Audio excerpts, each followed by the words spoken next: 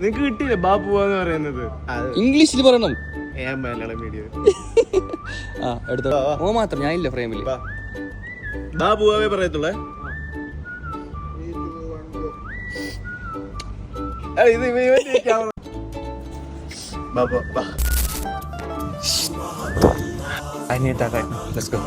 നമുക്കിന്ന് ഓഫീസിന്റെ ഒരു ഷൂട്ട് ഉണ്ട്. അതിന്റെ ബിഹൈൻഡ് ദ സീൻസ് ആണ് ഇന്ന് കാണിക്കാൻ പോകുന്നത്.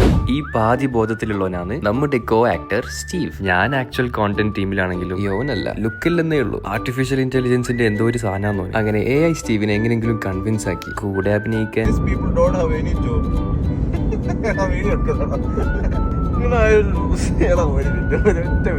ഇത് കട്ട് ചെയ്യണം. ഇവന്മാർക്ക് രാവിലെ പണിയില്ല. They don't have any work from morning to evening. I'm in meeting and this 5 minutes I can sleep.